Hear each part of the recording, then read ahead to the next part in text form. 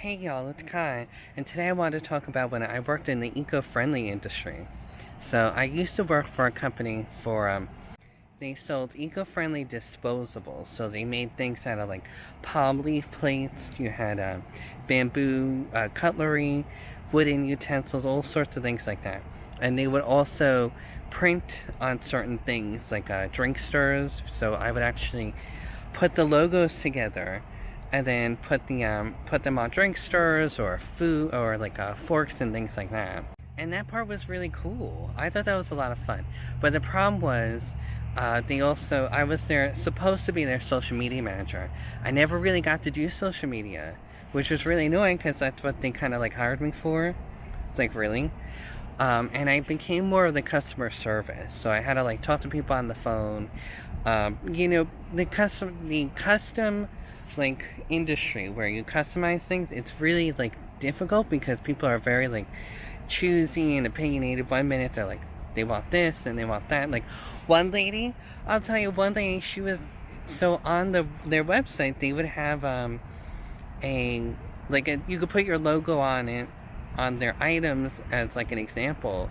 So she bought something and then she calls me up and she's like, "Oh, I don't like how you guys did this, but we didn't do anything yet. It was all her, and she's getting mad at me for something she did." And it's like, what the heck?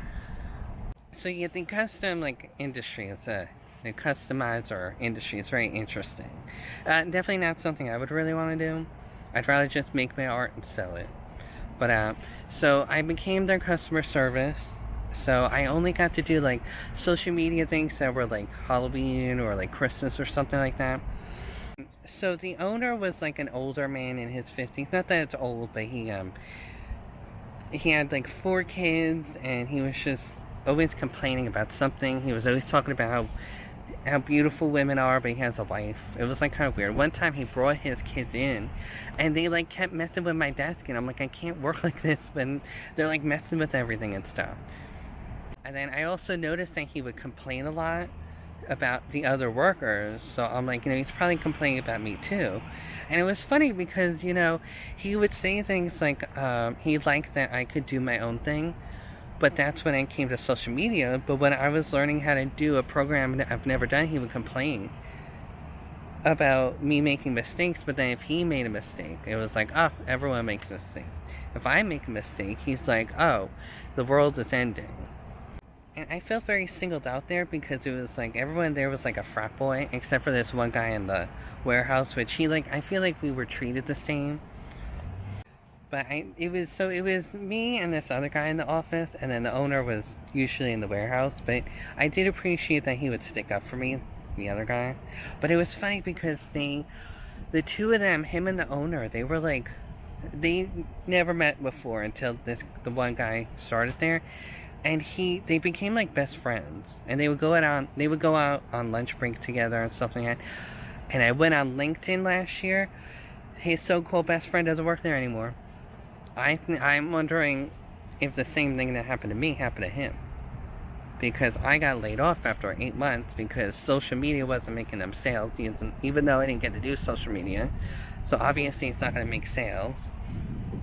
And I did actually make a sale because the influencer Vast J. Morgan, who at the time had 100,000 followers, bought something from us, and it was a Halloween drink stir that said booby tape on it. So this way, if he ever sees this video, he's like, hold on, that's the exact same thing I bought like in 2021 or whatever. And now he has 1 million followers on Instagram. We could have done a collaboration with him or something like that. I hope Vast J. Morgan is doing great. He was very polite on the phone, I will say. And then one thing that was annoying is that the owner, he was the only one with the key, so I had to wait for him to get there. And he was always like 20 minutes late. So I'd be waiting in my car, so I would just come in late because he was coming in late and I couldn't get in. And I think that's a part of the reason why they let me go, because maybe I was late, but that's because he was late and I couldn't get in. Now, the thing that stinks, though, is that I've really enjoyed the eco-friendly industry because I'm all about recycling and reusing and all that stuff. So it was disappointing when I got laid off. But it was funny because the owner of the company, despite being an eco-friendly company, never recycled. And I had a friend who came on an interview, and after the interview, he was like, oh yeah, I feel like they're just in it for the money. They don't really care about the eco-friendly industry, which is like, I guess it was just in it for a money grab or something.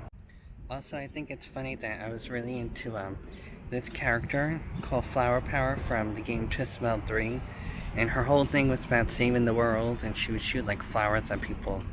And it's like, here I am, I'm Flower Power trying to save the world, and I worked for a company that didn't really care. So that's my experience of working in the eco-friendly industry. I would love to work in there again. Maybe for somebody that doesn't want to lay me off after 8 months or something. And a lot of the other employees, they only lasted for 2 months, which is like a red flag. Today's shirt of the day is pink, flowery shirt. Comment below what you think about the eco-friendly industry.